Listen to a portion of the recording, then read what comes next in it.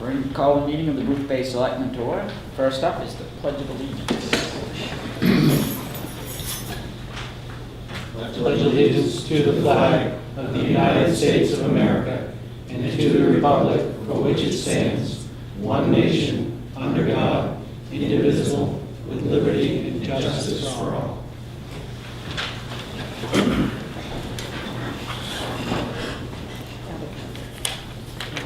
Next up is public hearings. First one is for Coastal Maine Botanical Gardens Incorporated, Laura Francis Manager, located at 132 Botanical Garden Drive, Boothbay, map R4, lot 109. Renewal of liquor license, restaurant, class 1, 2, 3, and 4. Yep.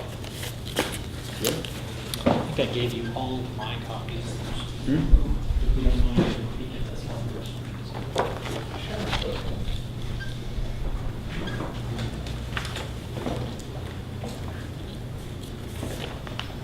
And usually I have them copied in your information packets, but I think I left these ones out. No, I didn't mind. Is it in? So it's just out of my information packet. No, I read it all over. I read it. Okay. Well, the Coastal Maine Botanical Gardens, this is for the renewal of their liquor license, and we've had no complaints. The application is here in full, and the fee has been paid, so I have no further comment. Motion to approve. Second. Motion's been made, second, to approve the Coastal Maine Botanical Gardens renewal of liquor license and restaurant, class 1, 2, 3, and 4. Any comment? All in favor? Opposed? Thank you. You didn't want you to have to sit here. I have a group up there now, big happy, so. I could tell by your garb that you were probably going right back to I work. know, can I pick it up tomorrow? Yeah, come by tomorrow and we'll have it ready. Okay, that's great, thank you so much. Next up is Hodgson Island Inn, Richard and Pamela Riley, owners, located at 374 Barters Island Road, map R4, lot 88, renewal of innkeeper's license. Same regard here. This is a renewal of an innkeeper license, one that we've historically done year after year. I have no comments from the town. The application has been here in full.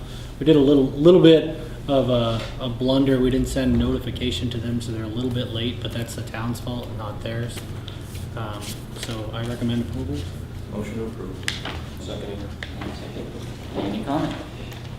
All those in favor? Passes. Next up is Dan. Thank you. You're welcome. I'm not sure how to spell this. Friend? Yeah.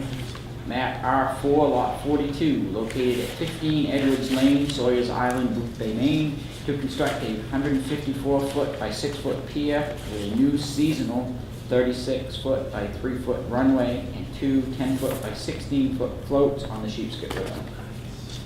Nobody showed up, just Peter and I. So you went to it then? No issues. No, not talking to neighbors, no issues. So you see a letter in your, the information I put in your front of your seats after you've got your information packets, a letter from the harbor master. On both of the Wharves and Weir applications, the code enforcement's application that we'll have to sign on both of them are up front for if you approve. Thought Pete was going to be here tonight, but he's probably running behind. But you know, like his letter states, he recommends approval for this application. Move we approve. Second. Motion's been made and seconded. Any comment? All those in favor? Motion passes. Next up is Kastner Family Realty Trust, Naomi K. Kastner, trustee, map R4, lot 66-2B, located at Albion Point Road, Sawyers Island, Boothbay, Maine, to construct a pile-supported pier system, including a pressure-treated wood 4-foot by 10-foot access ramp, 4-foot by 100-foot pier with batter pilings, 10-foot by 20-foot float with position pilings, and an 8-foot by 40-foot timber frame float all out. plus a pressure-treated wood or aluminum 3-foot by 40-foot ramp on the Sheepscape River. So, once again, like I said before, there's a letter from the harbor master in your information packets, and then Mr. Burnham gave us some correspondence that he had with some of the people that were at the public Yeah, hearing. They all seem to be fine with it now, so. Okay. Also, a letter from Traphagen, is that correct? Yeah. Did I say it right? Should be in your information packet, where he was opposed to it at one point in time, but I think there's been some discussion since the public hearing. But Pete doesn't see any problem with it and recommends approval. The only one that really would affect him much would be Bones. I guess he's talked with Joe, and I think they worked out, so he's okay with it. Motion to approve. Second. Motion's been made and seconded to approve. Any more comment? Those in favor? Motion passes. Public comment.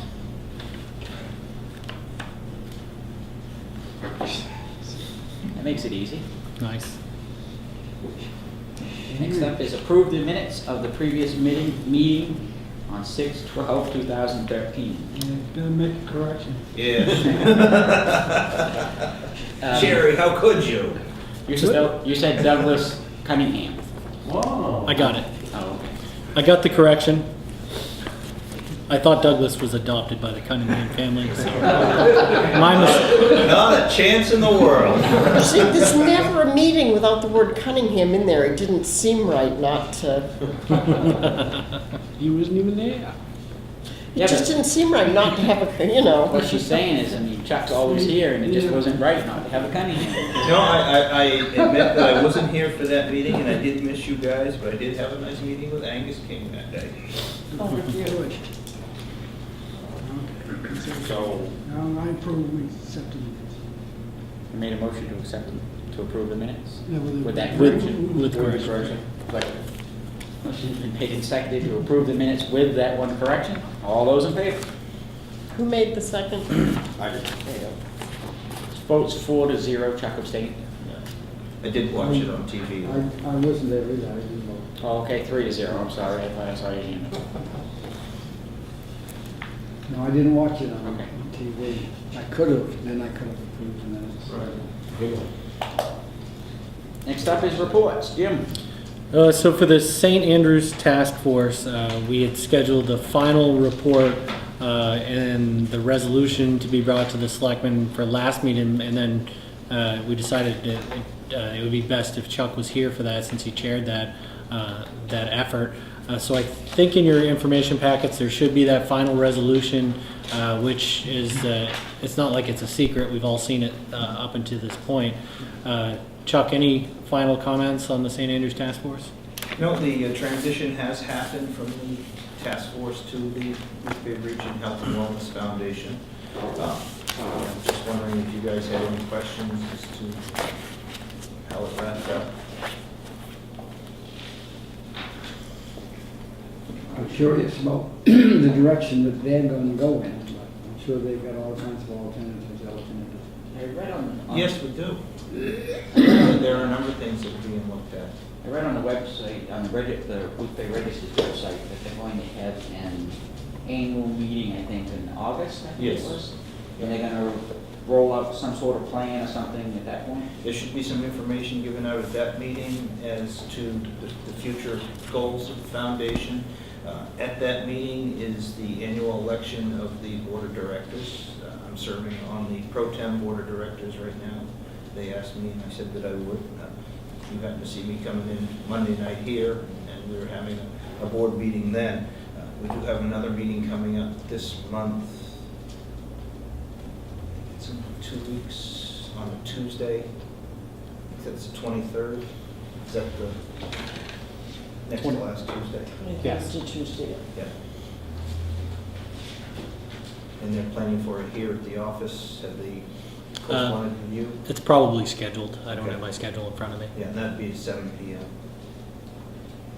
Good luck to them. Yeah, we do hold monthly meetings. We do welcome the public. There are segments on the agenda for public comment as well. If the public wants to know what's going on, if they have questions or comments that they want the board to hear. We welcome everybody. Hey Chuck, are they still having dialogue with Lincoln County Healthcare? The foundation hasn't set up a dialogue, but that's one of the goals. One of the conversations I had with Jim Donovan when I was the task force chair was that eventually the foundation would be talking with them. They haven't had a conversation yet.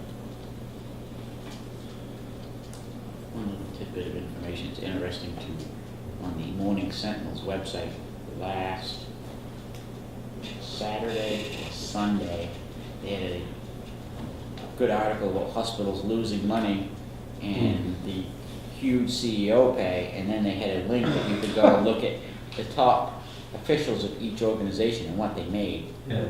Wow. The Port Herald also had that. Yeah, Karen Costello had it too. Yeah, Karen's was around 1.1. Jim Donovan's was around. 307. No, double that. It was listed under both Miles Memorial Right. and St. Andrews as 307. So what, 614? It's pretty staggering, and that's not including bonuses. No. That's No, in just fact, straight. the article in the Portland Press Herald. So you factor that in? 2 million. How do you do it? You factor administration in With bonus, yeah. and no hospital can make it. So when you lose money, you get a bonus. Imagine if they made a profit. Yeah, something interesting on the Health and Wellness Fund, I was looking at the website the other day just to see what had been posted on that. And like any other corporation, if you want to be a real member of that, it's a dues-paying company now. So I guess the dues is the equivalent of buying a share of a corporation to give you voting rights. But there is a dues to join. It's a recommended amount that you can pay. Do you know what that recommended amount is? Any amount from $1 up. Okay. Continuing on, Comprehensive Planning Committee, I didn't give you a snippet of their work because the next thing that they're working on is the public forum. There's going to be a public forum at the Boothbay Fire Station, 911 Wiscasset Road on the 15th, just making sure, yeah, the 15th at 6 p.m. There's going to be light snacks and refreshments to entice people to come.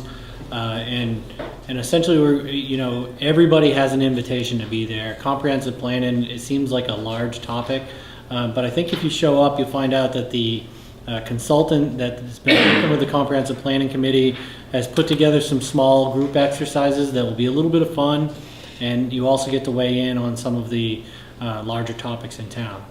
Additionally, the Comprehensive Planning Committee has put out a small micro survey. I've heard a lot of critique about the survey is that it's kind of soft and there's not really hard-hitting issues. And that was part of the strategy about putting out the survey is, it's really hard to do public opinion surveying. You get a mixed bag. So what they're doing is they're testing what the Comprehensive Planning Committee already thinks are the important issues, and what they're hoping is that if they're not right, they are proving that via survey. So if you go to the town's website, you can click on the survey, so www.townofboothbay.org. Right on the front page is a link to the survey. If you haven't taken it, or anybody watching on Channel 7 haven't taken it, I know we sent it direct to all of our standing boards and Board of Selectmen members. It's really easy, it takes up maybe a few minutes of your time. If you're not inclined to do a web-based survey, there are paper copies here at the town office, and we're not relegating this to voting members of the public. Essentially, if you have a view, weigh in your view.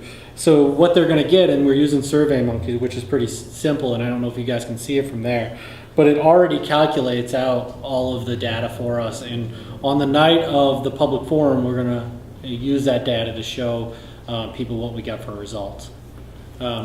Pretty interesting to get to the public input part of the comprehensive planning effort, and I think if people come with an open mind, it'll be a good session. So you do not have to be a citizen of the town of Boothbay to fill it out?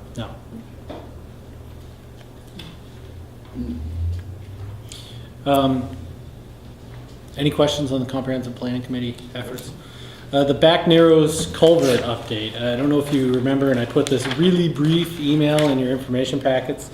But we are working with NOAA and the Gulf of Maine Council to get some funding to do the culvert on Back Narrows Road, where right near where Neil Cunningham lives. If you guys are aware of the area we're talking about, we've been talking about this for a long time. We get the first stage of funding, which essentially paid for the engineering drawings, and then sequester hit. And we already kind of talked about this, that we may not see the construction end of this. Well, this is official. We're not going to see the construction end of this. It wasn't a loss, though. We got some really good engineering drawings out of it, and we've already put in the permit information so that we can do construction next year. So we're still in line to replace the culvert. It's just not going to be as elaborate as a job as we may have done with NOAA and the Gulf of Maine Council. That's kind of the pros and the cons of going after these grants, is sometimes they fall through. But we got free money on the engineering side. Any questions? Safety enhancement grant. You'll see that Chief Dick Spofford got another safety enhancement grant.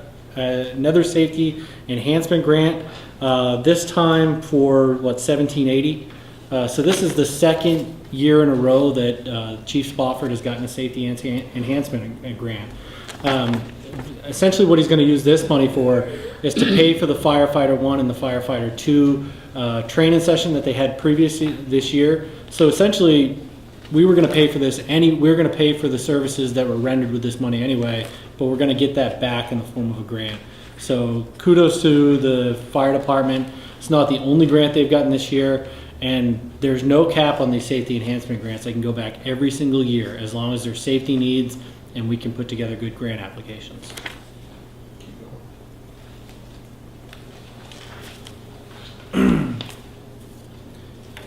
You might have seen in your mailboxes there's a letter from FEMA. The flood maps are being reviewed like they are periodically. They send it to everybody and their brother. But we're going to do an organized approach for sending people to this meeting that's scheduled. Our code enforcement officers have already had interim meeting with the MEMA specialist on the floodplain mapping, so we'll probably send one of them. But once again, this is for all of the important officials of the town. That you can attend this, kind of get a preview of what the floodplain maps are going to be, because it seems like every time they put them out, there's an amendment because some local official noticed some area that needed to be fixed. But if you're interested in going, let me know and maybe we can coordinate so we don't send the entire town to it.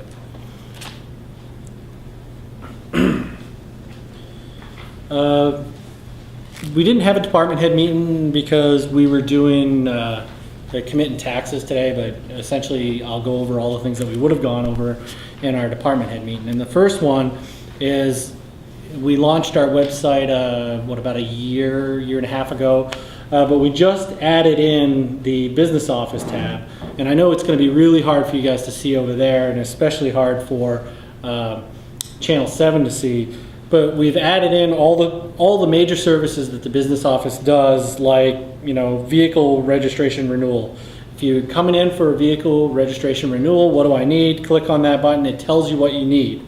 Some of the nice parts of these is like dog licenses. It tells you everything about dog licenses, and then if you want to renew online, the link to the state website is right there. You just click on it and boom, you're at the state website.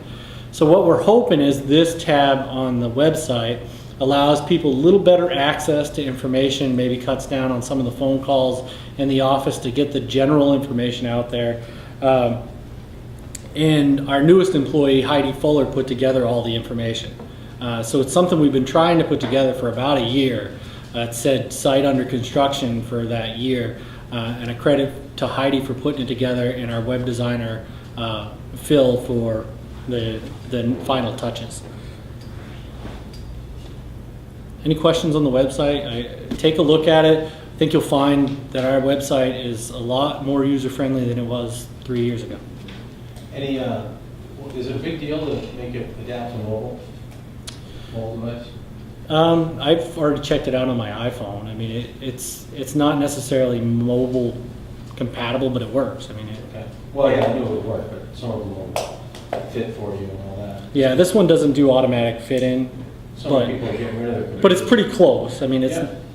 and since most of the information that's on our website is textual, texted, it works. Okay. That's what you get for putting minimal amount of money into a website, but it works really well.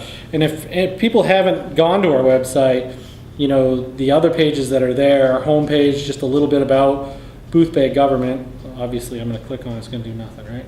And you can see that in the corner is the comprehensive plan survey, some important nonprofit websites that are out there that, that we can put links to. General government has list of all of our boards. It's current. In previous years, it was like 3-year-old data. Code enforcement and zoning tab.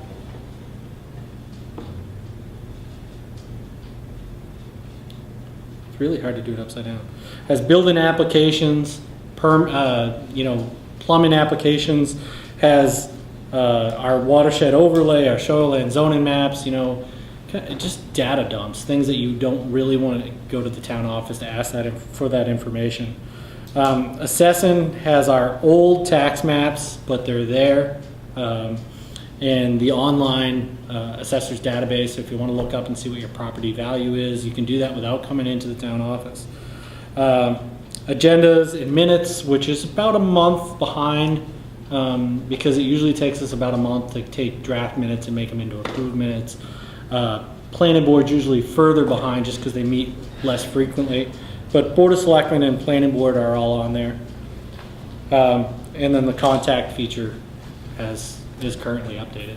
So we haven't been flaunting our website, but we will now. That information's there, it's available, it's easy to use, and we're starting to find out realtors are using it more to get their information. Any questions? Senator King's office was in doing constituency hours today. Mr. Burnham stopped by and talked to the young man that was representing Senator King's office.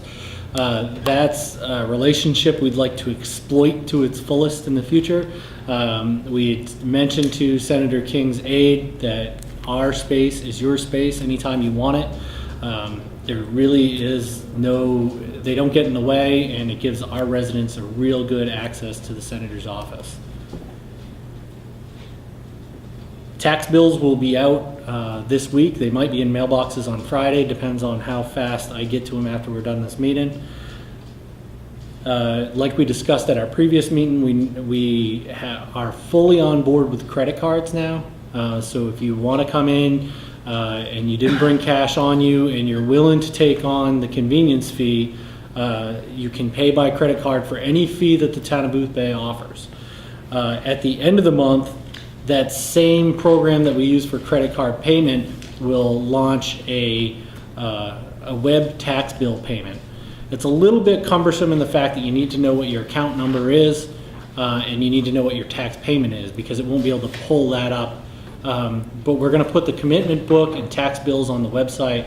So if you spend a couple of extra minutes and it really is convenient for you to pay via the web, you can do it. I don't see it as a feature that's going to take off because the convenience fee gets a little pricey when you're talking about tax payments. That's all I had on department head stuff. The final thing on the reports, though, is commitment. We committed taxes today. In the information I put before you is the tax rate calculation form. This is final data. I shared with you a few days ago what the projected data would be, but we did some final tweaking. Didn't change too much. So the tax rate for this year is going to be 8.4, which is an increase of about 9%. We saw it coming, tried to get in front of the train, but there was no getting in front of it. So with commitment done, tax bills will go out soon.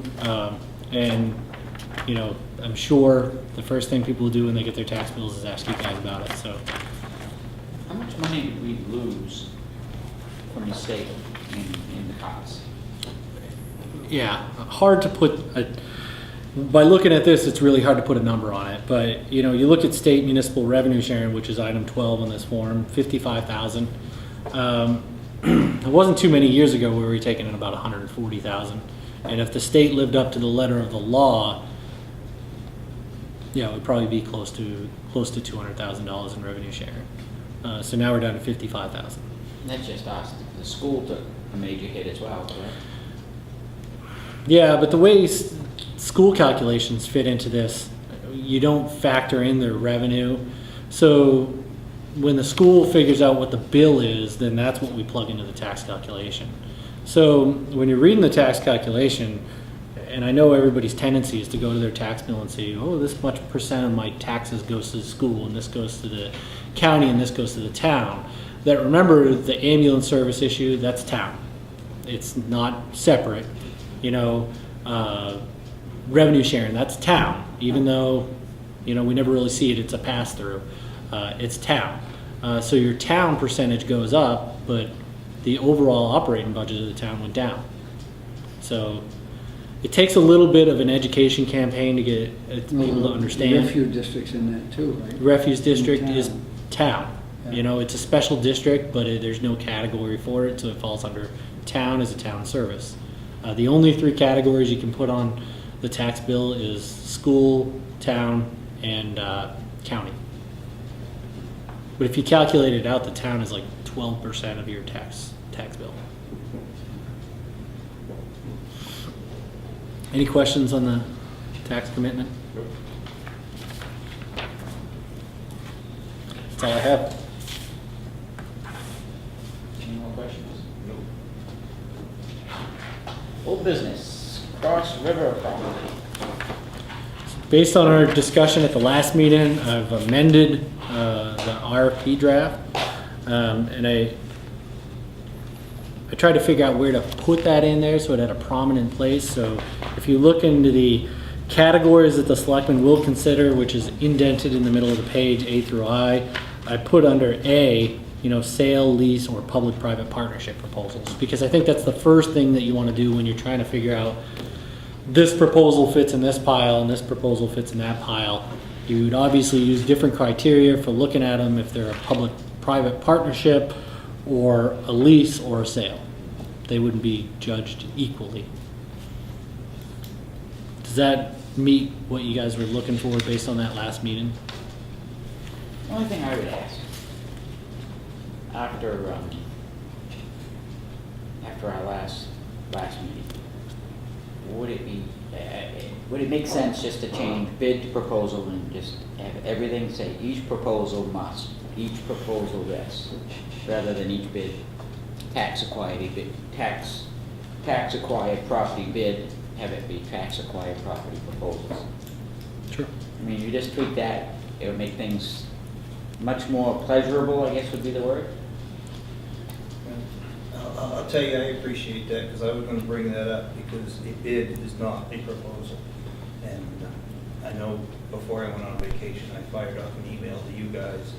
I had a conversation with Jim on the telephone where he mentioned bid, and I told him I did not like that word because it is not a proposal.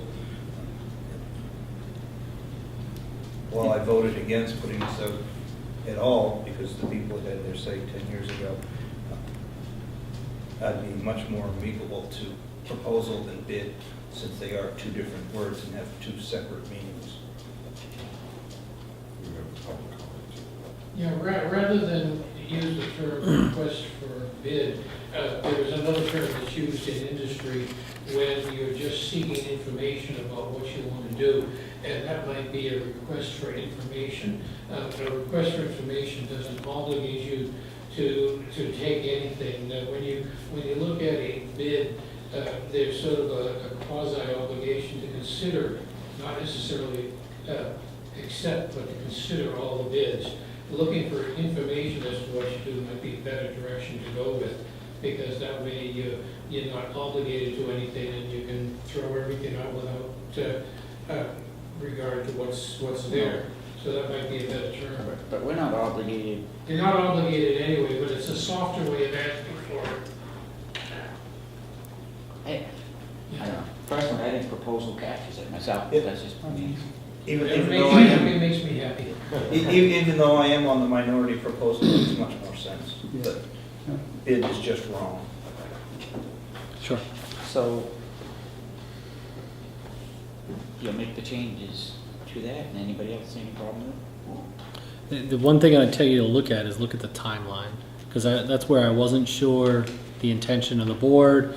The first time I wrote this up, I was thinking, well, maybe the intention of the board is to have an idea of, do you go forward with something for town meeting in time for like November, or are we just aiming in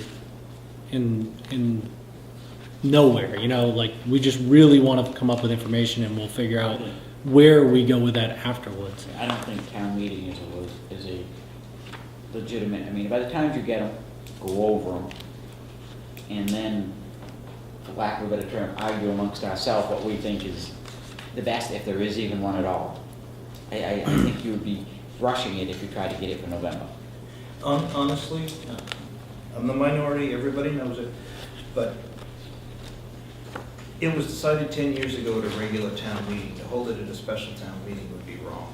If the townspeople had decided once at a regular town meeting, it should be taken back to them at a regular town meeting. That's just my thoughts. At least on that day. I don't know if I'm sold on town meeting or written ballot, but at least on that, I mean, I just don't want to rush it. Yep. That's the Yeah, last the thing day I of, want. either via written or on the floor. Do it once, do it right. Exactly. We did it once, we did it right. Sorry you didn't agree, Henry. Oh, wait a minute, I signed that document. But you do want your intentions to be clear in your RFP. You know, if you intend to move on a proposal, then you kind of want to give an idea of when you would go for that kind of authority. And if town meeting is that, it would be nice if we had these kind of in and reviewed and before budget season. So then you can lump it in with the budget and ask the voters for approval then.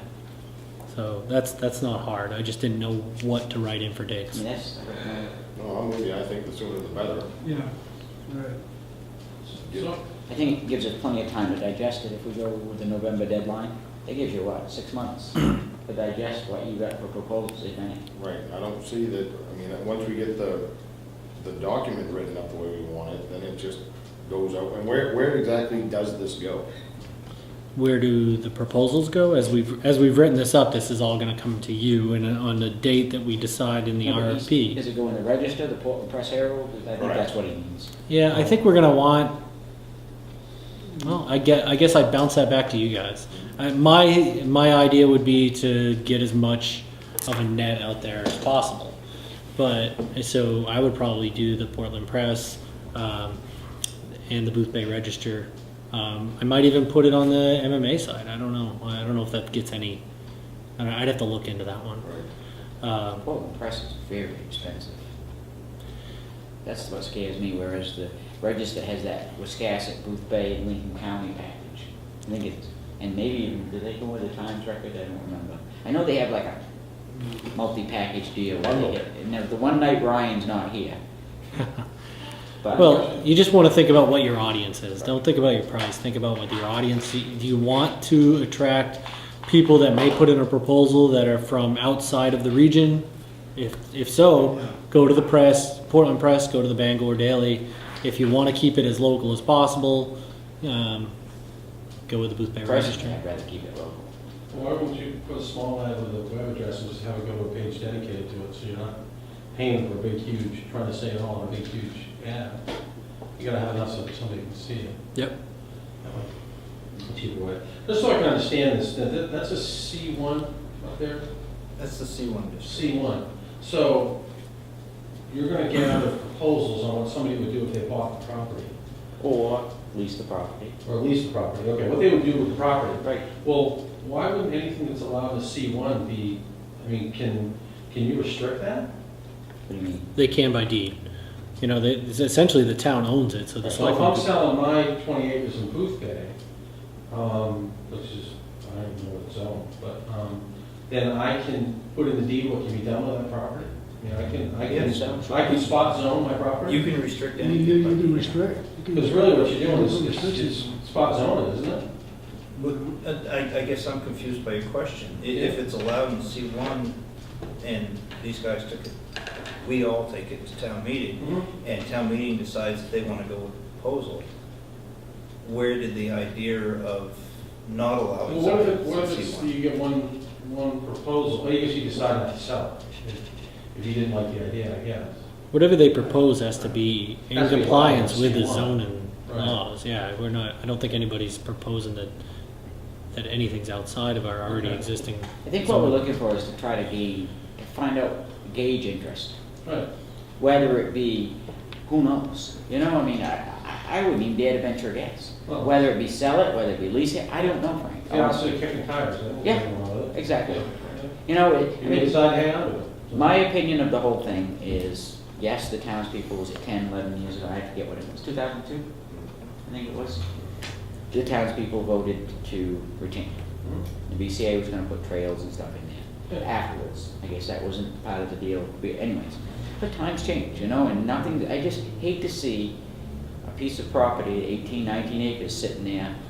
I mean, we've said it, all of us have said it time and time again, we're not in the real estate business, unless it makes sense for the Right, town. well, it's not gonna decide to hang on to it still. Right, Yes. exactly. If it makes sense for the town, then I'm all for it too. I am. Just to let it sit there wooded, I just hate to see that, that's all. You know, when I can see so many great things on that. You know, whether we keep it or someone else does. The last thing you want to do is see some bad business go there. That's why you kind of ask for proposals instead of just, hey, you want to buy it? Because we may have the land trust come and want to steward it for us or something. I don't know that answer. Sure. Yeah.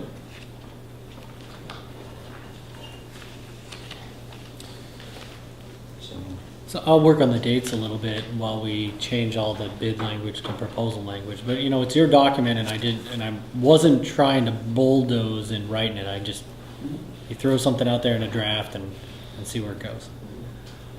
so you want to have them do it and just wait till next meeting? We'll hopefully approve it and be done with it? Yeah, it'd be nice that you guys could We find still, a the reality of it is, we'll still have, if we approve it at next meeting, we'll still have the whole month of August, September, and October. That gives 3 months. Yeah. That'll be more than enough to make proposals, I would think. We can get judge interest. We Yeah. might only get one proposal and hear nothing more about it. We don't like the proposal and it dies Right. before it starts. We may get none. We may get 50, who knows? I support Douglas's pig farm. Huh? I support Douglas's pig farm. As long as they pay property. Right. Next up is solar power project. So if you can follow the electronic correspondence that we've had over this in the last few weeks, the solar or the PPA agreement with Revision Energy nearly died on the vine. After we've had our legal counsel review the agreement, she made what is probably an obvious observation, but we didn't see it early on, is that technically we're talking about lease of town property, which needs to go to town meeting. The selectmen have the authority to do less than 1 year leases of town property, but anything above and beyond 1 year needs to go to town meeting. So through some ingenuity on our, through administration and our lawyer, and a lot of flexibility through revision, we came up with the PPA agreement that's in front of you, which I asked in advance if you guys mind if I signed and then ratified tonight. So this has already been signed, but I don't necessarily have that authority. So I'm asking for that authority in retrospect so that we can get this project off the ground. Our commitment is that at next town meeting, we will bring a long-term lease. And I have to give Revision a lot of credit that really, they're taking all of the risk here. I mean, if town meeting says no, this is a bad deal for them. But they're convinced that the selectmen are behind this, that administration is behind this, and at the end, people will be behind the fact of this is a good deal for the town. So I'm looking for ratification. I'll of my make a motion that we ratify the short-term agreement with Re-Energy on the solar project and take it to town meeting in 2014 for a long-term agreement. Second. Motion been made and second. Any comment? All I can say for comment is, The only difference that I know of is they actually shortened up the time frame that we own the project. I think originally, correct me if I'm wrong, I'm gonna make you put your other hat on for a minute. Wasn't it, I think it was 10 years before that, and then we got to get them for free. After that, it's shortened down now to 8. Yeah, So after we- the 7th year. 7, okay. So yeah, it's on the 8th year. We actually own them, so we'll start being almost power independent at that point. We'll be generating as much power as we'll be producing as much as we're using. So it's a win-win for the town. Mike? Is there a time frame for installation? Yeah, the time frame is really imposed by the PUC on them. The PUC said, we'll pay the portion of this agreement that they have if you have it installed by the end of July. So that's why the deal was almost dead, because we were thinking there's no way we get town meeting approval. But we were able to figure it out. So you'll probably see solar panels delivered to the Public Works lot, if not this week, next week. And they'll be throwing them up as fast as they can get them up. I thought it was August they had to be in. Is it August? I thought it was end of July. We've had so many discussions about Yeah. that. It really has been an interesting moving ball on this subject. Henry, did you have a question? How does this financially benefit the town? Is there some benefit to it? Yeah, the cost of putting the solar panels in, the capital cost, if you were just going to go out, buy solar panels, install them, what did they say, about $140,000 for the solar panels that we're going to get. But because of the tax credits and the way they finance this deal, the town ends up paying none of that. So we'll get power for 2 cents under what we're paying currently for the next 7 years. And at the end of 7 years, in that 8 years, at the 8th year, we'll own the solar panels. So we'll be buying power from ourselves. And we'll also own the tax credits for a couple of years that we could sell if we wanted. Yeah. But not this building? Not this building. No. They're planning to go on the left side of the fire department, the southern side of the Public Works garage, and then the southern side of a few buildings on the refuse district. Now, the refuse district and the town are completely different agreements, but it was part of the big plan to put it together. And that was ratified at the last meeting. Yes. We're different, we don't need town meeting. Right. The refuse district. But I mean, it's a win-win for a municipality. I mean, they get to sell the energy credits, that's where they're making their money. And we get to have free solar panels in 8 years. And I believe he said the warranty on them was 25 years and projected life was at least 30. Yeah, if I something like remember that. correctly. We'll have to pay for maintenance after 8 years, and I think he said it was like $300 a year for maintenance. And they've already said that, if we like them after 7 years, we can hire them to do the maintenance. So that's a pretty good test window. So that's the washing of the solar cells? I don't know. The maintenance. Right. I would assume, I don't know. I don't know. You lose efficiency once you get the dirt on there. What amazes me is the thought that you can bank your energy that you're creating in the summer with CMP, just so you're putting it in, you bank it, and then in the winter, when you're not creating as much and you're using more, so your power bill essentially will be zero after that 7th year. I mean, within reason, but that's pretty amazing. I mean, that's quite a substantial cost, especially for the town. I mean, it really amazed me that the town uses more than the refuse district. Did they come to us, or did we go to them?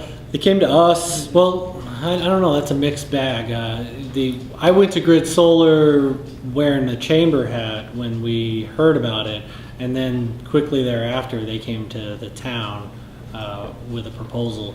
And it wasn't just solar power that we were looking at. We actually inquired about AC as well, but we weren't as good of a match for the Grid Solar project. Because what they're trying to do, and I'm probably put it in a poor light, is the peninsula has a certain draw to the power to the grid, and during the summer, our infrastructure isn't up to snuff. So rather than pay $14 million to upgrade our transmission lines, they're looking for ways to cut down the amount of power that's being used. And one of that way is to generate it locally. And I think the bigger plan here is I think Lafayette Hotels is putting some solar panels on.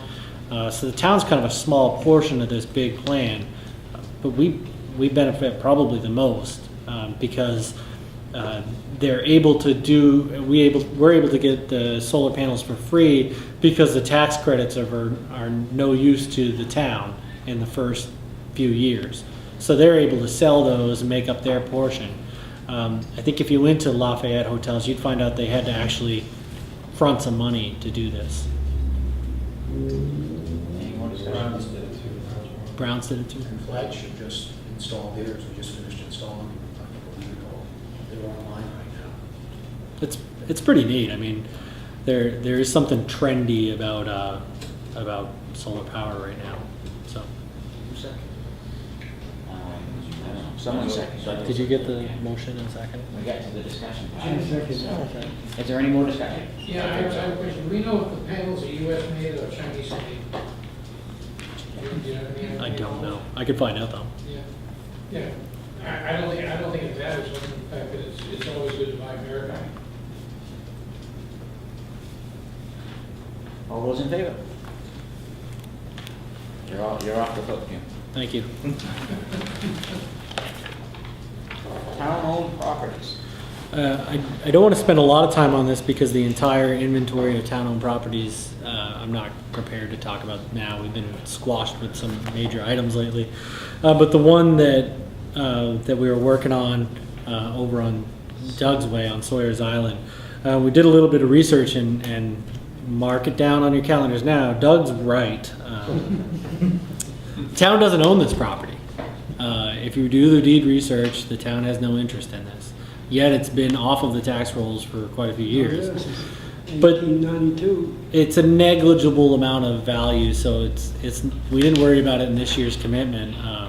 But the town's going to pull away from this one and make sure that it's fixed for next year.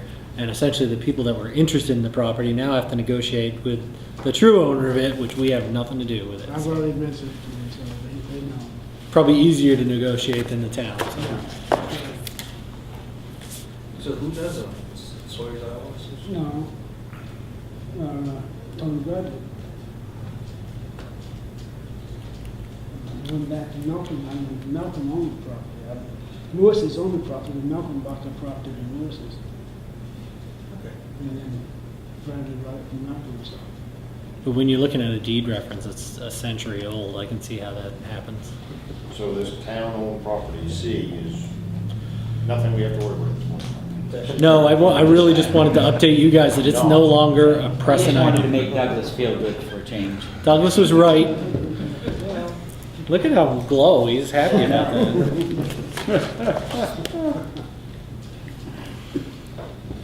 New business, FY 2014 appointments. So, in your packet, there should be a listing of the reappointments that are necessary for fiscal year 2014. I'm sorry, there's a bunch of scribble on there. I went to go find my electronic version to print you off a clean one, but I couldn't find it quickly, and I had to make packets. But you'll see the check marks. I wanted to make sure this year that I one-on-one reaffirmed with everybody on the list that they did want a reappointment. I'm not sure I shared with you guys last year that we accidentally reappointed somebody that was on the fence. Maybe he didn't even want the reappointment, but he took it. But we've already checked with everybody that's on this list, and they would accept the reappointment. Some of them might be new, like we didn't appoint a building inspector last year, and that was just an oversight. So we've added in building inspector back in. There's one name crossed out. Did she not want to be reappointed? It is crossed out, but I'm going to ask for her reappointment. She's not interested in serving the full term, but since there is going to be a bar meeting coming up and we'd be a little shorthanded, she said she will fulfill her duties, and then when we find her replacement, she'll step back. So I am looking for that appointment. And thank you to Pamela Rimmel for doing that. I mean, she did say, okay, I'm done, but at the same time, Kevin Bowler was notifying her that there was going to be a bar meeting, so she's Okay, I'll do this one, last one.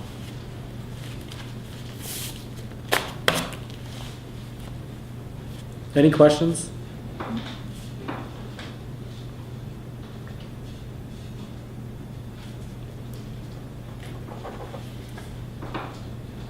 We're gonna go over this down the list. You can do them one at a time, you can do them as a slate. I don't remember how many. So you tell me, however you We've like. always Greg. gone down the list and then taken each board and committee separate. And I'd ask that you do that with the comprehensive planning committee and also that you separate my wife out from the rest of the planning board, or you guys deal with the planning board. Okay. Let's- I'm comfortable voting on the other two. Okay, makes sense. Okay. So we're looking for an appointment for Pamela Rimmel for. No, start right at the top first. Town manager. Oh, Yeah, and all of those appointments, town manager, tax collector, treasurer, road commissioner, general assistance, public access officer, yes, all of them. I thought we, just curious before you, I thought we didn't have constables anymore. They're not necessary, they don't really have, we didn't appoint somebody last year. And I think the year before we appointed Ross Edwards, but I don't think he ever came in and took his oath. So we really haven't had one for 2 years. Do we need them? No. It's kind of a So you just ceremony. said that everybody on the list wanted to be reappointed. I didn't talk to Ross Edwards myself, maybe Who Bonnie. keeps his warrants and stuff? You do yourself? Resident, they changed the law so that a resident can do it. Okay. So I usually write the warrant so it says Jim Chayos is a resident, and then I go post them. Okay, no, I'm just asking this, you say constables used to do it all the time. Yeah, it's up to you guys. I mean, I don't think it's necessary, but I also don't want to step on tradition if that's something that, is it a stipend position or anything? I don't pay anything, no. No, So it's really, if you want it, you want it, if you don't, you don't. I think I got a constable badge in my desk if they want it. Maybe we ought to just skip that one until you ask him if he wants to do it. If he don't, we just don't appoint any. Okay. Would that make sense? I mean, if you don't need him, I mean, I don't want to step on his toes if he wants to do it for some reason, but. It doesn't seem to serve a purpose. Right. So yeah, if we just skip that one, it's not gonna hinder us for the next 2 weeks. So I'll make a motion to appoint Jim D. Chaosis for town manager, tax collector, treasurer, road commissioner, general assistance director, and public access officer. second Motion's been made, second. All in favor? You can have my list when we're done. Opposed? 4-1. We'll talk later. I'm sorry, I didn't miss the vote. Was it 4-1? 4-1. Next is addressing officer. I'll make a motion to appoint Bill Kelsman for addressing officer. it, second. Motion's been made and seconded. All those in Excuse favor? me, that was Dale and? Yes. And Douglas. Douglas. Dale and Doug. Okay. All those in favor? Opposed? Animal control officers. Wyoming. I'll make a motion to appoint Mary Betsy Pratt, David Pratt, and Benjamin J. Rand for animal control officers. Second Motion is made and seconded. All those in favor? Assessor. I'll make the motion to appoint John E. O'Donnell the third. Second. Thank you. All those in favor? Opposed? I'll make a motion to appoint Dan G. Breyer Jr., Art Dunlop. Huh? No, but I was just wondering, I thought we were done with that. Art. do we need that anymore? Art's within weeks of being done, but I would like his appointment if we need him to pinch hit throughout the year. You know, we don't need him, but an appointment doesn't cost us anything. And if we have to come back for an appointment later, that's a pain in the butt. So I'd like his appointment, but that doesn't mean we'll bring him back for the full year. Okay. then I'll make a motion to approve, appoint Daniel G. Breyer Jr., Art Dunlop, and Lori Colton for code enforcement officer, plumbing inspector, building inspector, and health officers. Second it. All those in favor? Whoa. I realize that his time is just about up, and that we bring him in as we need him, but I think we can do that on a consulting basis rather than appoint him for a full year. I mean, we've got a good staff in there now, and I, as well as everybody else, value Art's knowledge and everything he brings to the table, but we don't need 3 CEOs in town to do that. But if it doesn't, Well, it don't cost us, it ain't I gonna mean, cost us anything. when is he done? And we're going to present to the Water District trustees our inventory of the watershed reservoirs on July 23rd, and probably within a month or so after that, we'll be done. You know, this project is important for our relationship with the Water District. It's something we've promised to do, and we haven't had to tap our regular resources of code enforcement to do it. So it's nice. We'll be under budget in code enforcement. We have the resources, and it's a pretty nice backup for our very green code enforcement officers to call on anytime we need. I can accept that logic, as long as it's not gonna be another full-blown year with Art. And that's why I said we can bring him in as a consultant rather than appoint him for a full year. I've budgeted 26 days of him, but I don't expect to use 26 days of Is him. he an employee or a consultant of ours now? He's an employee. Yeah, a part-time employee. Well, as an employee, then technically he could get unemployment when he's not working. He could, but he's a part-time employee. I mean, yeah, any employee could get. I mean, yeah. 'Cause I know when we had talked about bringing him back to help out on projects, and like I said, I like Art's knowledge and what he brings to the table, but I'd much rather see it done on a consulting basis rather than an employee basis. Although consulting costs you more.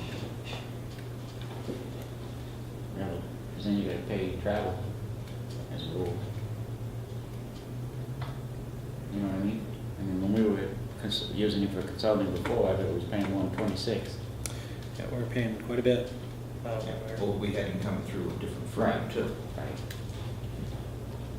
So, I mean, I guess, to me, it makes sense to appoint him for that next month and a half, 2 months, than it does to pay more money. An appointment doesn't cost anything. When we brought Art on, and the workload started to stack up, and we weren't sure what the future of the code enforcement office looked like, because I think maybe we just barely made a hire. I made a commitment to Art that we would bring him back this next year. He's a retired code enforcement officer, but the supplemental income is something that was important for him to stick it out last year, which was a grueling code enforcement year. He put in a lot of hours that he wasn't committed to. Yeah, we paid him for it, but I mean, what's his long-term commitment to Boothbay? He travels from Poland.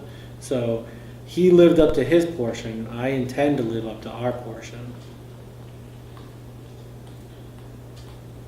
At this point in time, my own opinion, I think we make the appointment. And unfortunately, it means we're holding your feet to the fire. I'm used to it. Because I agree, I mean, I agree with you, but I agree with Chucky. I mean, Right, I we mean, don't I see need- both sides. We but- don't need 3 code enforcement. No, we don't. And we don't have 3. We could have 3 appointments, but we're doing 2 35-hour employees and one that's doing 7 hours a week. So we don't have 3 full-time equivalents. And matter of fact, if you looked at the full benefit package, we're not even paying what we paid last year for 2 full-time equivalents. We're paying the cost of maybe 1. So we're pulling this in way under budget by making promises and commitments to employees, and I'd like to live up to them. Isn't the water district taking some of that cost? That's why I'm saying 1. We're really paying about the cost of 1.5 using last year's FTE numbers. but it really only costs us about one. Any more comment? Just one. I know how you guys are gonna vote. My vote has absolutely nothing to do with the personnel that we have. It's just my feeling that we don't need 3 appointments. That's understandable. All in favor? Opposed? 4 to 1. Next up is, we'll skip constable. Yeah. Okay, next up is Fire Chief Richard Spofford, and Assistant Fire Chief Jack Berry, and Gary Arsenal. I'll make that motion. Second. Any comment? All in favor? Regional Emergency Management Director, Clarence Scott Campbell, and Town EMA, Richard Spofford. So moved. Second. Any comment? All those in favor? Next up, Harbor Master Pete Ripley, and Deputy Harbor Masters Mike Layton and Bradley Simmons. I hope you don't mind if I combine them, they're all kind of. I'll make the motion. Second. Any comments? All those in favor? And Town Clerk, Bonnie Lewis. I'll make that motion. Second. Any comment? All those in favor? Okay, we're down through the full-timers. Next up is boards and committee appointments.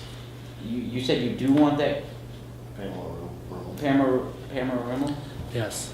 for Board of Assessment Review, 3-year renewal. Don't be surprised if I come with a resignation, a month or two later. Motion to appoint Pamela Rimmel.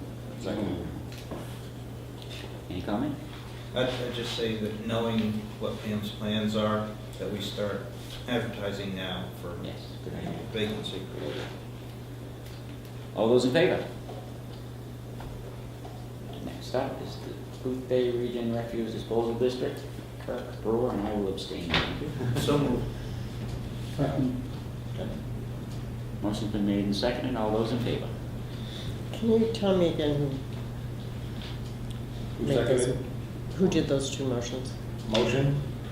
And Steve Ham, second. And I have abstained from the vote. I'll tell Kirk you voted against it. Board of Appeals, 3-year terms. I'll make the motion to appoint Estelle Appel. Second. Take them all. Take them all, okay. Estelle Appel, Stephen L. Malcolm, and Richard W. Perkins. I'll make that motion. Second. Any comment? All those in favor?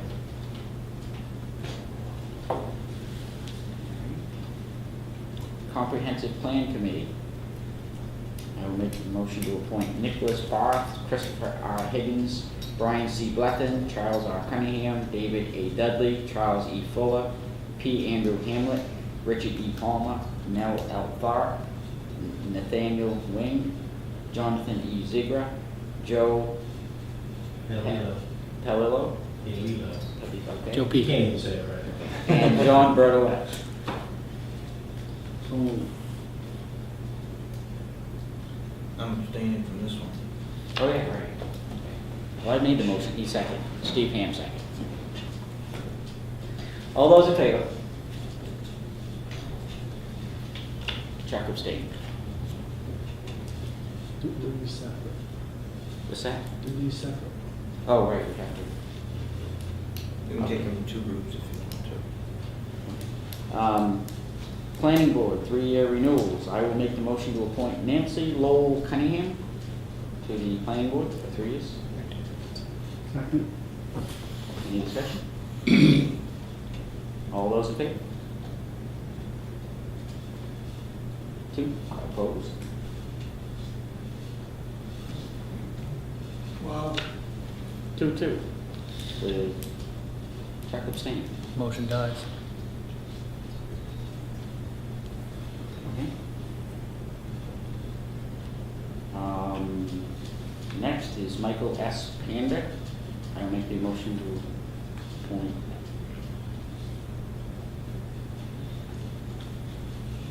Did you make the motion?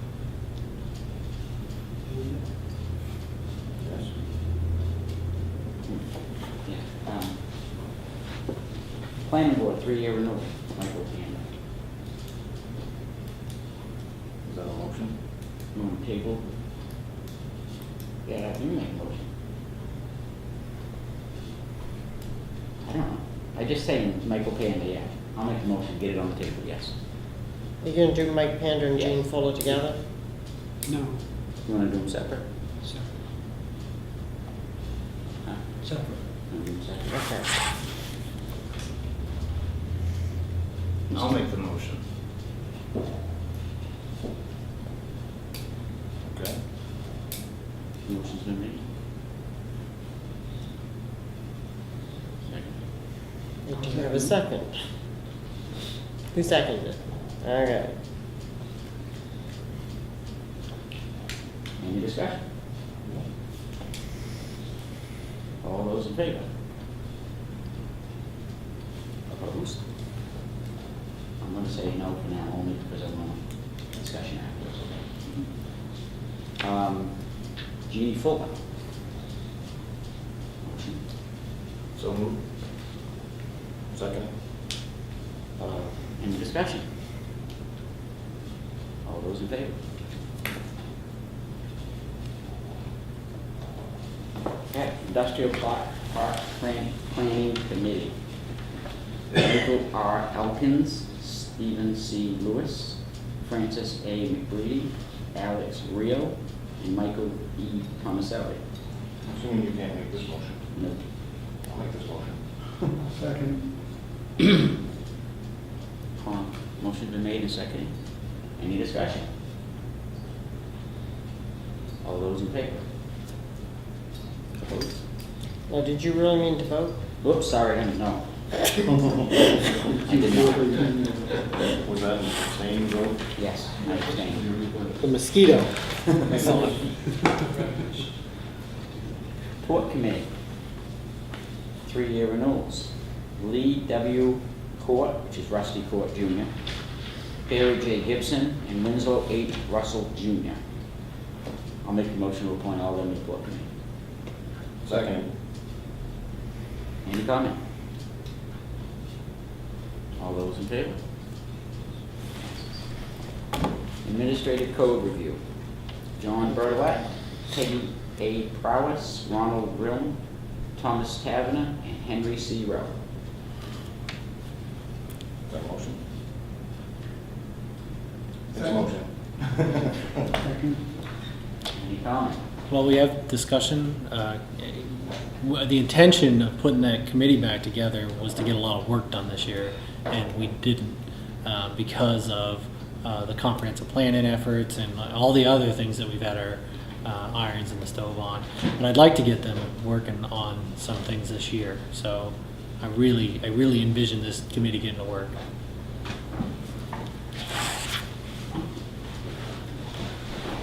All those in favor? Passes. That's it for now.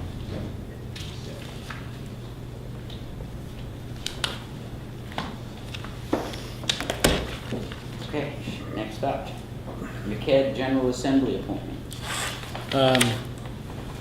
So it was a couple of meetings ago, we talked about our MCED appointments, and currently our MCED appointments are me and Chuck said, to find somebody else for the time being. So I went on a recruiting mission, and I've convinced Fran McBreedy to give away a portion of his life. And he doesn't understand that I'm on the board of directors for MCED, but eventually I see that's a better place for him because he's more worldly than I am. So I'm recommending that we appoint Fran McBreedy to the MCED General Assembly. So moved. Second? Any discussion? Just that, I am not objecting to Fran's nomination or soon to be sitting on that board, but as I stated when I stepped down after I became chairman, it should come from this board. We've had a presence on that board now for a few years, and I still feel that the person that replaces me on the board should come from there. No, I think Fran's gonna do a good job, don't get me wrong, but I still think that we should keep selective presence on it. When is it? They send out the notices. The General Assembly usually meets once or twice a year, that's it. Yeah. The Board of Directors meets monthly. They've changed that to quarterly. The executive committee meets monthly. So, I mean, the demand on your time isn't huge. I tend to disagree a little bit that, you know, as long as you have me, you have your tentacles on that board. If you didn't have a really close member of the executive branch, then maybe, yeah. But, you know, with me and Chuck, it was almost overkill. Matter of fact, one of the meetings I couldn't go to, Chuck went, and it's like we're always there. So I think, you know, Fran's active in the planning board. It's nice to have somebody that's already committed to, you know, some investment in local government to be on those boards. But it's more of a regional approach than it is a town.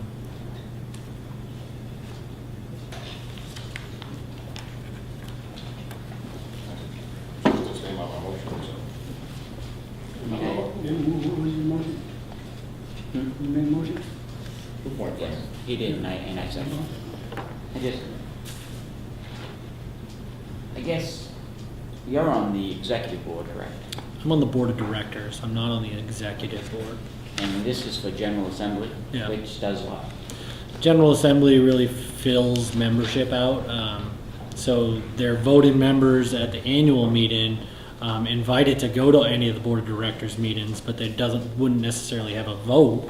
But it's like most, it's like Lincoln County Regional Planning Commission. You get the most out of the people that you have invested in the organization. General Assembly members are more invested than volunteers.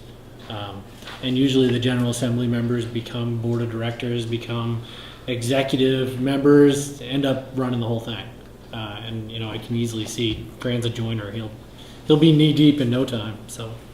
I know I wouldn't have that kind of time. I don't know if anybody else would. And just You guys work. Yeah, right, that's, I don't know how you had the time you did to be on all of the boards. It's all part of the job. It is to an extent, I agree. But the reality is, you were committed more than this. You know what I mean? I still think I commend you for what you did, so. Any more comment? Just to remind everybody what MCED does, Mid-Coast Economic Development District primarily put together the CEDS, which is the Comprehensive Economic Development Strategy, which is a big way of saying that they're focused on regional economic development. And then they also produce a lot of small business loans, and I think that's probably been their most popular feature in these last couple of years. The small business loan program is actually run out of money because it's so popular, and now they're working on strategies to fill out that money. All those in favor? Thank you, Frank. Alma Fund grant request. Just saw this. In your packets is a request for the Madeline Ulmer Fund. Very similar application to ones that we've granted in the past. They are requesting for $3,000. In the past, we've granted requests up to $2,000. So my recommendation is to award $2,000 to this applicant. I think it's the same project, right, as the other two. Yeah. Yeah. This seems to be a very popular way to use these funds. It's too bad to spend it all at once. I agree with Jim, I think it ought to be 2,000. So move. I'll make a motion.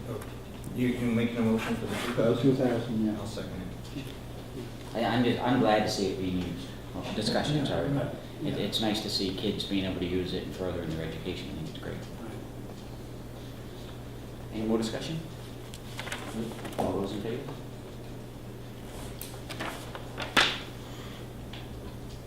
You'll send them a letter, do you? I will. Single signature warrant. We do this every year. Yep.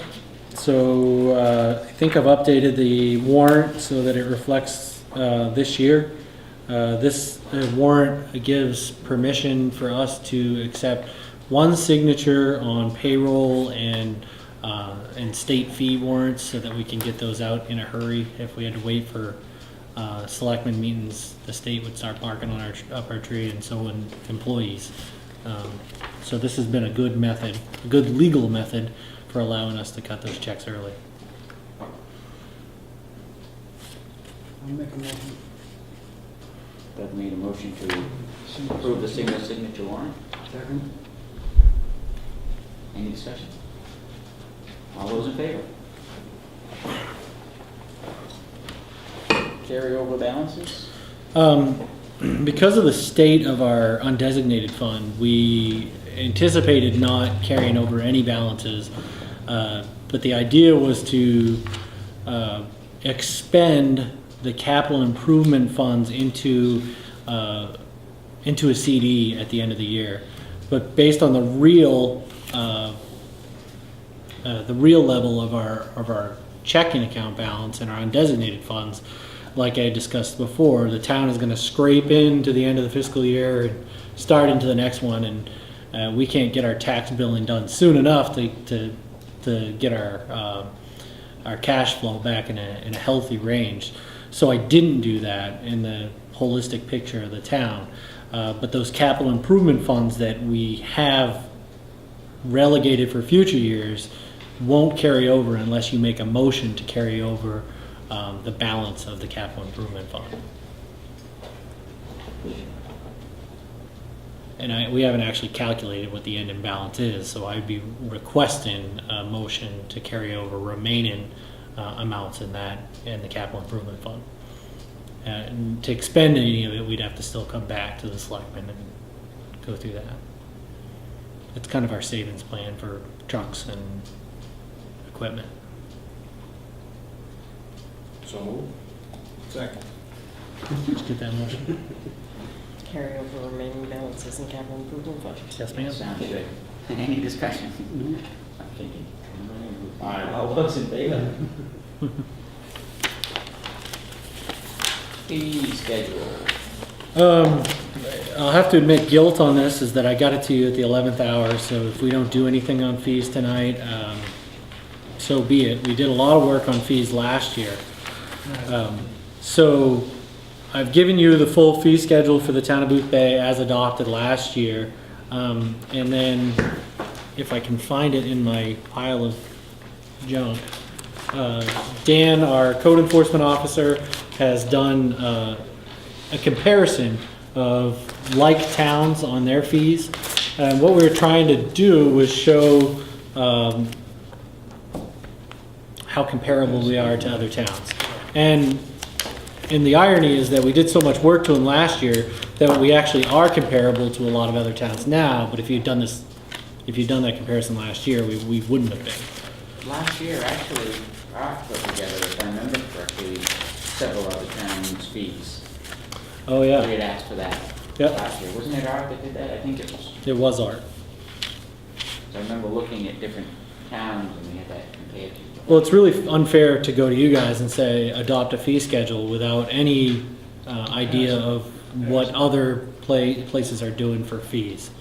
So really we're satisfied with the equity in our fees right now as it applies to code enforcement. We think they're equitable, we think they're fair. Have you heard any complaints? No. Road is a structure, 15 cents a square foot, so it's considered a fee. What's that? Is road as a structure, 15 cents a square foot, considered a fee. Right, and that's an Wipe ordinance. that off right Yeah, now. but that, we can't do that, it's an ordinance. We cannot change an You can't ordinance. change a fee on that. You could, I mean, you Change the fee on- theoretically, It's still an ordinance, it's still On a a structure. structure? You can just take the fee away from that a road not being a structure. That's gonna get changed anyway. No, you'd have to change that in the ordinance first, because the ordinance states that a road is a structure. Does the structure have to have that fee? But that's gonna get changed, right? If we don't take that fee, then every structure we would charge a fee on.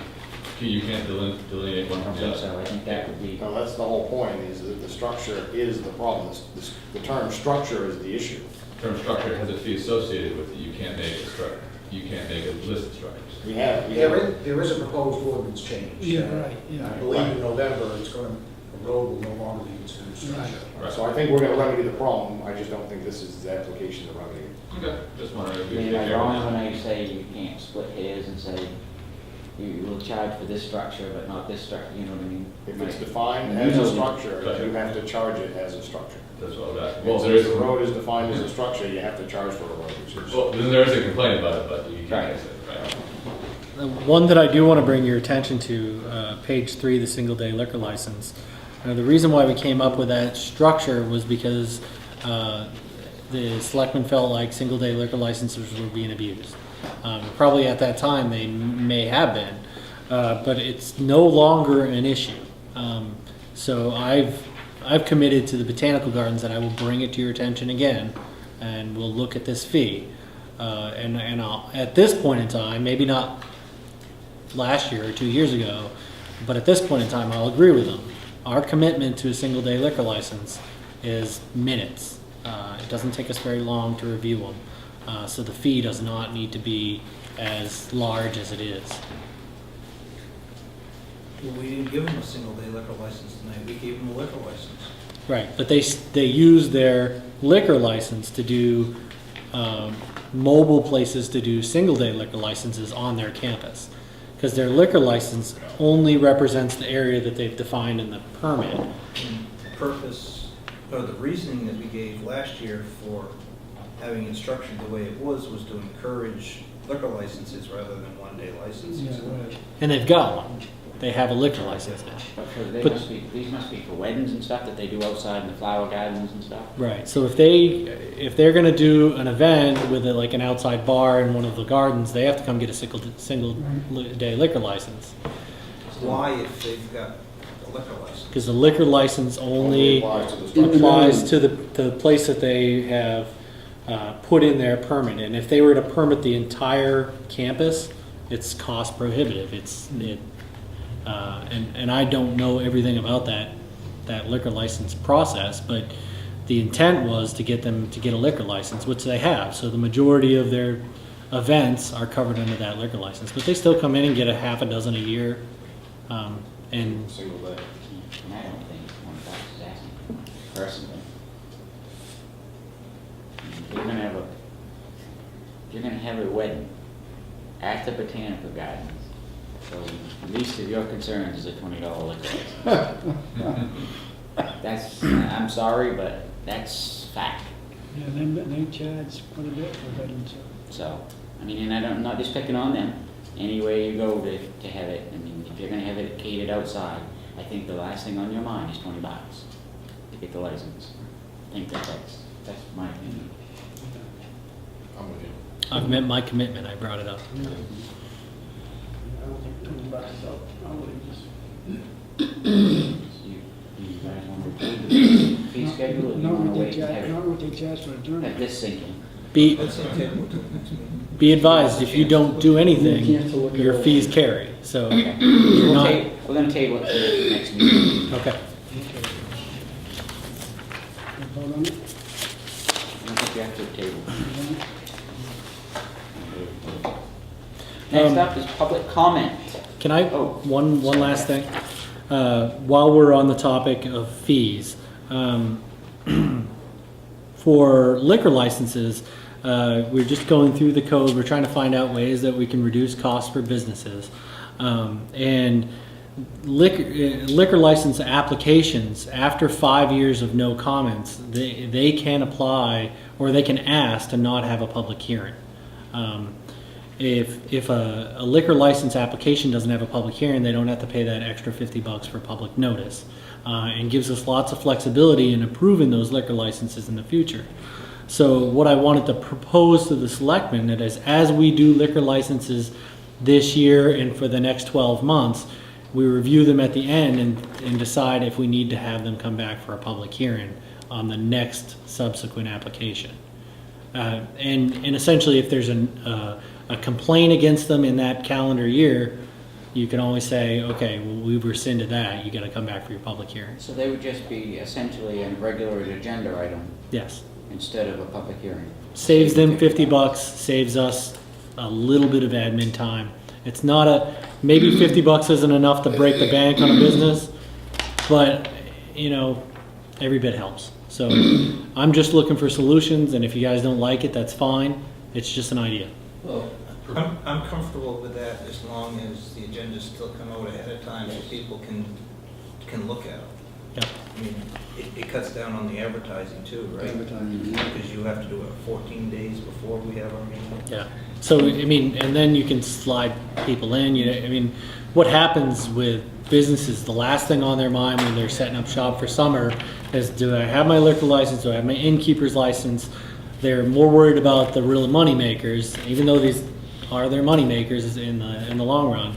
So they get dropped in the last second, and what happens is they come in and say to the town, I'm not gonna meet my 14 days notice, and we struggle to get them in. And sometimes we're able to, sometimes we have to bump them 2 more weeks. So then they have to wait, and you know, their commitment to come to our meetings is their time too. So I'm just looking for ways. Because if there's an issue with one, we'd know about it. Right, I think you're right. It does project a positive business Yes. posture. I agree. Just, $50 aside. You need that, you need it in the form of a motion? No, but as we address the liquor licenses, maybe we can attach that to the motion for acceptance so that we have it somewhere noted in the minutes that when they come back that next year, otherwise we're gonna lose track of who we said needs a review.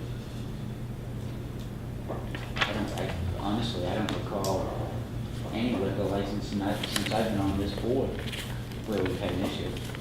I mean, I think you have, but that was back before my time over at a specific place, but.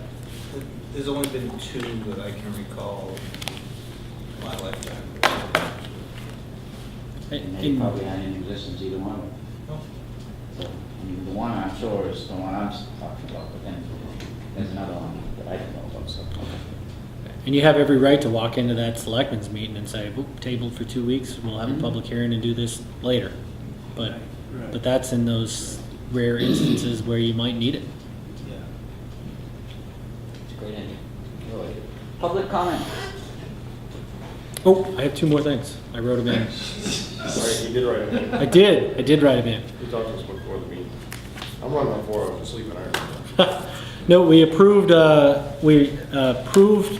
a quitclaim deed for Matt Carter on 682 Ocean Point Road. I need a motion to sign the quitclaim deed so that we can actually give him that property. So, Motion's been made and seconded. Any discussion? All those in favor? He paid in full the day after you guys awarded it to him, so it's kind of cool.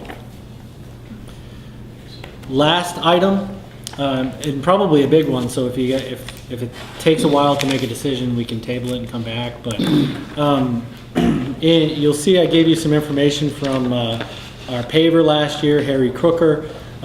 They've offered to roll over the 2012 contract, or the 2013, we're talking about different years, but essentially it'd be last year's paving contract into this year. It took us a while to look at this proposal because we had some different applications that we wanted to do for paving this year. So we took a long time assessing this. But essentially we've come down to the fact that me and Mike want to ask you guys to roll over the paving contract from last year. You can see last year we got a pretty good price on paving, and I've given you some information on liquid asphalt prices, which are pretty stagnant right now. If liquid asphalt prices were dipping and diving, I could say maybe we could save some money, and let's put it out to bid.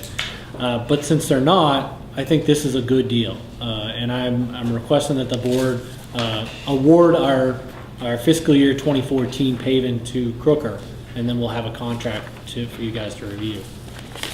Is there anything in our administrative code that dictates other than that we can't? No, and let me just grab the administrative code while we're sitting here just to make one last review.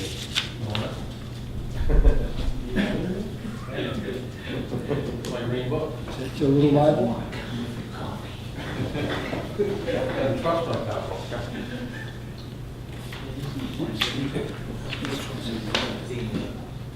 The dock. Yes. Yeah, just need your signature and the date. Sorry, I keep bugging you, but No, it's all right. I don't know.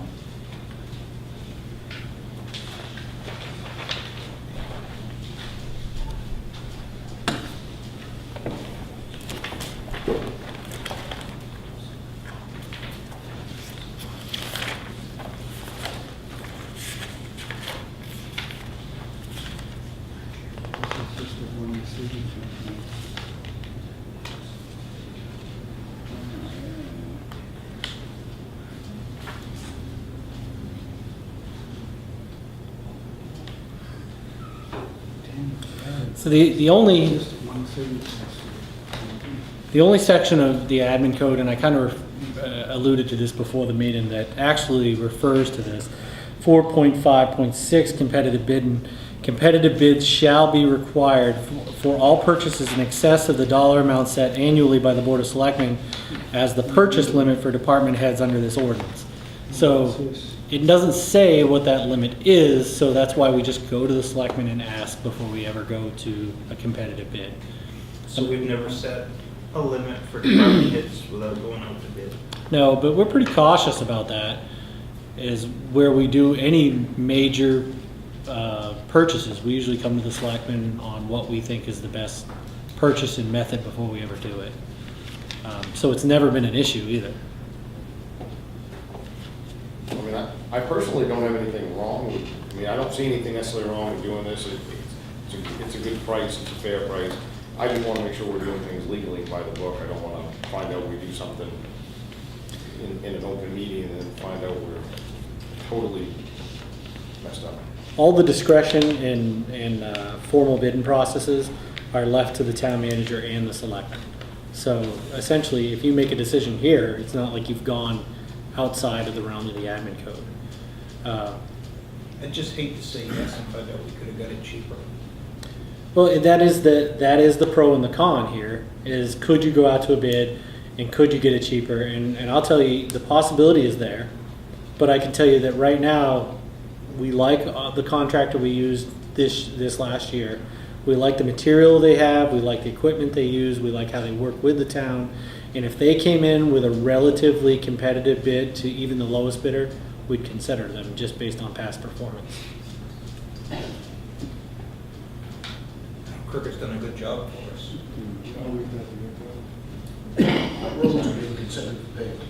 East Side Road. Yeah, we put off East Side Road last year. Realistically, it was the worst road in town, so that's the one we're considering. But obviously, at this point in time, we're not making a commitment, even though that's what we'll come back to the selectmen here in the next few weeks to say, this is what we want to do. We want to do East Side Road. But that's what we've spent the last couple of months on, is discussing with Crooker and another. We were entertaining the idea of doing cold mix for East Side Road. It's probably a good application. It's a good road to experiment with that application. So we brought in a cold mix professional and we said, how much is it going to cost? And their cost, quote, was comparable with what Crooker says they can do it for. And I don't care who you are, but you put cold mix next to hot mix, and hot mix is going to win every single time. So we've done our homework on this. We think this is a good proposal. If you roll this over, you're always going to have to wonder, could you get a better price? Maybe. I doubt it, but maybe. Not where the stock market going on oil, going up, going up, going up, going up. So What I think would be, my personal opinion is, try it for a year, pay attention to what other towns got. It seems to work, with other towns that he does this with, and they seem to love it, and like you said, Crooker is top shelf when it comes time for work. You might find somebody else who gets a better price, but you might get less quality work. Okay. We have had that happen. Yes, we have. And if our appetite, like we say we're going to do $1 million worth of paving this year, say, oh yeah, go out to bid. But we're doing less paving this year than we did last year. So the fact that Crooker even still wants to do business with us when we're kind of small potatoes is also a factor.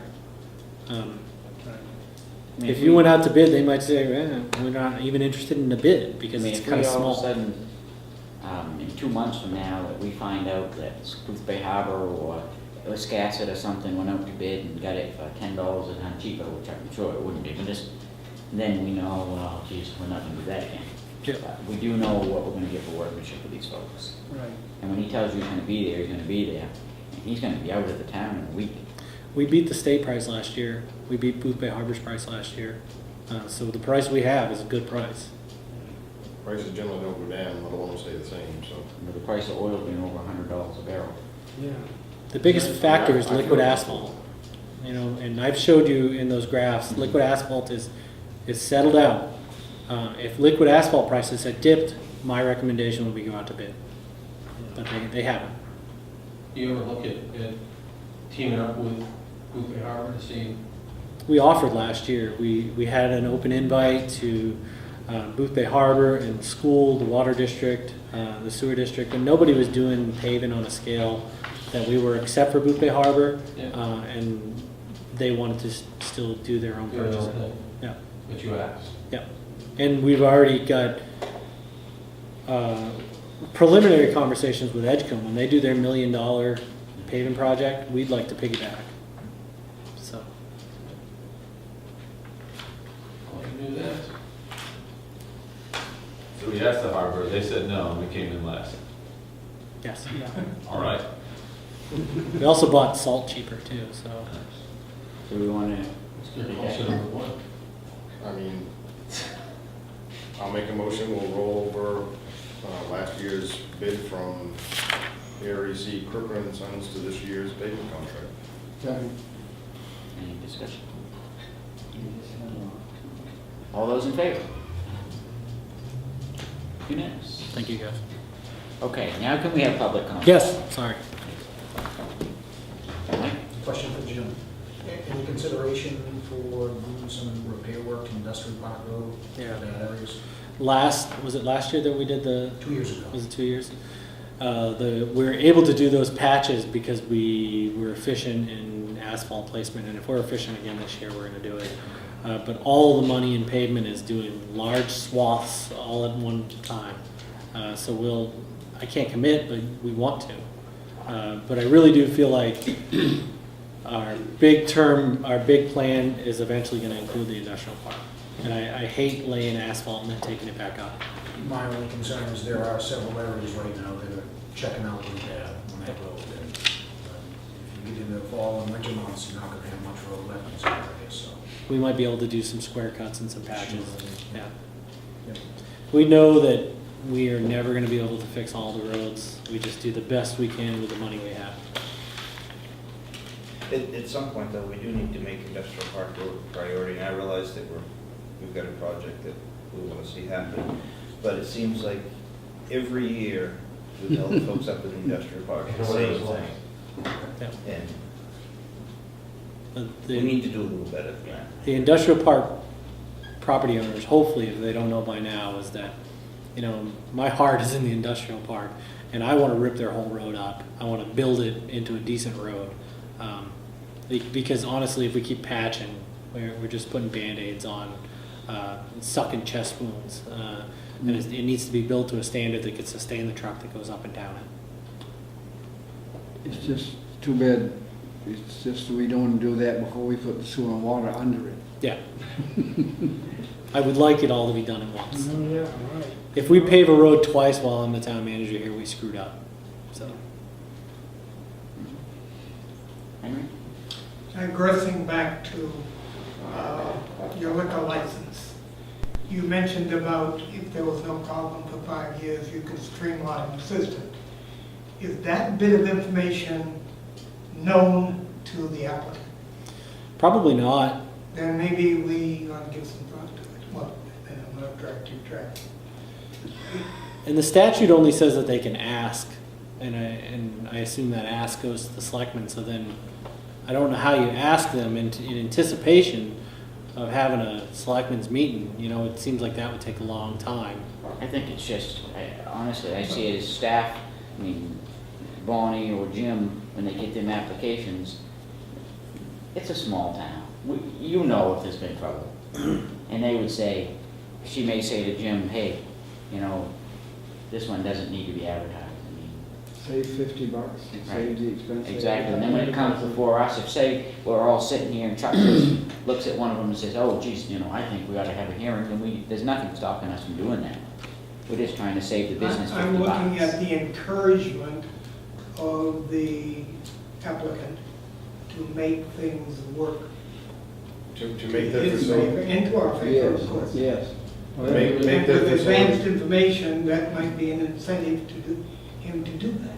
Well, I would think, Henry, that the encouragement is the fact that they get a liquor license every year. And if there are no issues, then they get a liquor license the next year and thereafter. I mean, We don't have any currently, I don't believe that has even been questioned in the last, I've been doing this about 4 years, and we haven't had any. I think you do need a definitive trigger though to disallow somebody that if you're going to allow out there, more than just, well, you know, I've heard there's been trouble over there. Oh, once you have that, then obviously. I think yes, you really need a formal complaint, either from the state, not just somebody calling in, I mean something that's been substantiated. yeah. No, if someone said. Sheriff's visits. Right, Yeah. exactly, that to me, if you said that, geez, I've heard that so-and-so's had wild parties there, well, the next question would be, Jim, what does the sheriff's department say? That would be from me anyways, and I'm sure all of these guys, because they're ultimately, we just wouldn't approve it that night. We would wait for Jim to find out from the sheriff's department, and most likely, Jim would have already known that and contacted the sheriff. Well, I think because, you know, the application, when somebody comes into rehab or original app, should put at the bottom that, you know, 5 years of no complaints, hearing is no longer required. So you gotta have a definite trigger, not just no trouble, like, you know, official, you know, sheriff's department. Well, I think we can initiate our own complaints here. I mean, You know what? our own complaints here. You know, I don't think the sheriff's department is the only one that could initiate a complaint, although Yeah. they're probably a pretty good source. But if the town can be a source for complaints as well. Right. I mean, the reality of it is, if someone complains, the sheriff's department is just a tool. Because, I mean, let's face it, I don't care what kind of establishment you got, you're gonna have a cop there probably once or twice, once every 2 or 3 years at least, for something, whether it be a fender bender or a Yeah. fight. Mhm. So you can't hold that against the establishment, Yeah. but if there's multiple, then you can. Right. And yeah, you know, if you just go based on 0 complaints, then yeah, there's always gonna be somebody that's gonna wage a complaint just to make that business go through the Yeah. public hearing. Well, that's to be substantiated, I think, you know, having to do and, you know, pertinent to the serving of liquor. It can't be a dog barking or. Yeah. Anyway, we'll make sure we know. Anything else? I will entertain a motion to review the warrants and sign them upon review. So moved. Second? All in favor?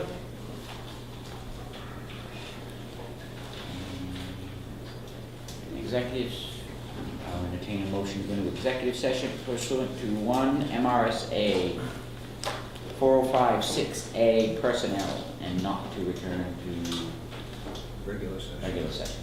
So moved. Second. All those in favor? Check us out. Yep. Yep. Jim,